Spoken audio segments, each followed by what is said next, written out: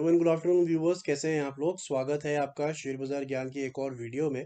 और आज की इस वीडियो में हम बात करने वाले हैं जिस स्टॉक के बारे में, वो है दीपक फर्टिलाइजर्स का शेयर।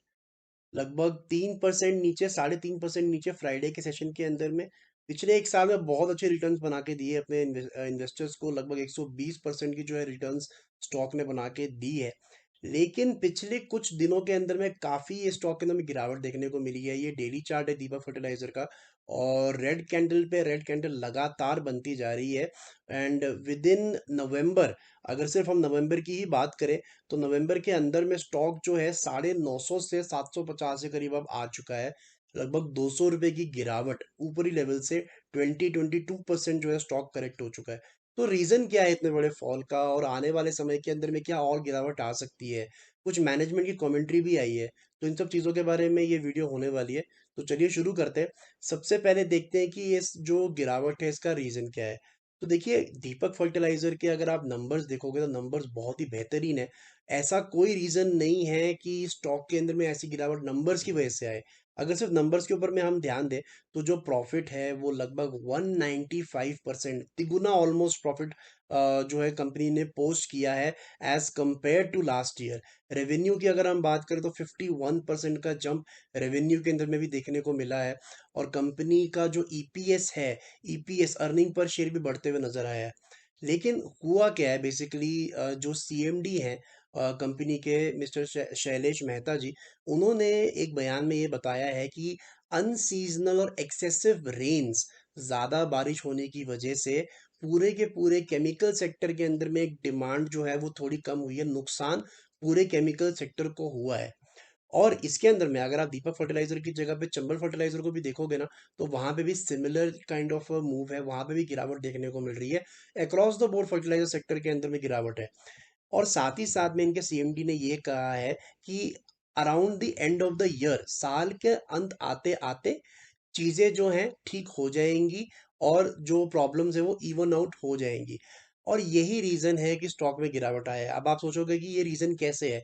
तो देखिए, साल के एंड में आते आते का मतलब ये है कि दिसंबर तक ये प्रॉब्लम चलने वाली है। दिसंबर तक अगर ये प्रॉब्लम चलेगी, सितंबर में अगर ये प्रॉब्लम शुरू हुई है, तो जो जनवरी में आने वाले क्वार्टरली नंबर्स हैं, जो थर्ड क्वार्टर के नंबर होंगे, वहां पे इसका डेंट दिखेगा। और मार्केट उसको ऑलरेडी डिस्काउंट करने के प्रोसेस में है। और यही कारण है दीपक फर्टिलाइजर का नीचे गिरने का। और जो गिरावट है वो थम नहीं रही है। प्रॉब्लम मेरे को इसके डेली चार्ट से इतनी नहीं है। मेरे को लगता है कि एक शॉर्ट टर्म सपोर्ट जो है डेली चार्ट पे 714 रुपए का इसको मिल जाएगा, 710 714 रुपए के करीब। रीजन क्या है, क्योंकि अगर मैं थोड़ा चार्ट बड़ा करके देखता हूँ ना, तो कोविड के बाद से, जब से ये पूरा आत्मनिर्भर भारत का जो एक माहौल हमारे कंट्री में, जो एक पूरा कैंपेन चला है, तो कोविड के बाद की रैली में जैसे ही चाइना से कम थोड़ा सा डिपेंडेंट हुआ है हमारा इकोनॉमी ऑन केमिकल्स, तो पूरे केमिकल सेक्टर के अंदर एक मजबूती देखने को मिली है। और आप ये चीज देखोगे कि 2020 से लेके अभी तक जो 200 डेली मूविंग एवरेज है, ये जो ब्लैक वाली लाइन है 200 डेली मूविंग एवरेज, इसको एक बारी भी दीपक फर्टिलाइजर ने नीचे आके वायलेट नहीं किया है। दो तीन बार टच जरूर किया है इसने इसको, लेकिन नीचे की तरफ इसने, इसके नीचे इसने बंद नहीं दिया है, क्लोजिंग नहीं दी है। लेकिन अगर इसके नीचे जाता है तो प्रॉब्लम्स और भी ज्यादा इसके लिए बढ़ेंगी। और मेरे को थोड़ा सा इशू इसके अंदर में ये लग रहा है कि प्रॉब्लम इसके अंदर और बढ़ सकती है, और उसका कारण है वीकली चार्ट। अब वीकली चार्ट में क्या है ऐसा। देखिए, वीकली चार्ट के अंदर में मैंने हमेशा अपने व्यूअर्स को ये बताया है कि जो ये दो एवरेजेस हैं, 20 और 200 मूविंग एवरेज, जो मैं यूज करता हूँ, इनके बीच में गैप जितना बड़ा हो जाता है ना, इसका मतलब ये होता है कि ट्रेंड जो है एक तरीके से मेच्योर हो चुका है। अब दीपक फर्टिलाइजर के अंदर में अगर आप देखोगे, सिर्फ सिर्फ अगर आप यहाँ से यहाँ 2021 के बाद की रैली को ही देखो खाली, तो दो तीन बार ऐसा हो चुका है कि स्टॉक ऊपर से लेके नीचे आता है, थोड़ा सा कंसोलिडेट करता है, फिर ऊपर जाता है, ऊपर से लेके फिर थोड़ा सा नीचे आता है, फिर कंसोलिडेट करता है, फिर ऊपर जाता है। क्या इस बारी भी ऐसा होगा। देखिए, थोड़ा सा प्रॉब्लम मेरे को होता है जब मैं दीपक फर्टिलाइजर का चार्ट ना बड़ा करके देखता हूँ। और अब मैं आपको भी वही चीज दिखाता हूँ। वीकली चार्ट को अगर हम बड़ा करके थोड़ा सा पास में जाएंगे, तो you can see that how dangerous the situation looks now.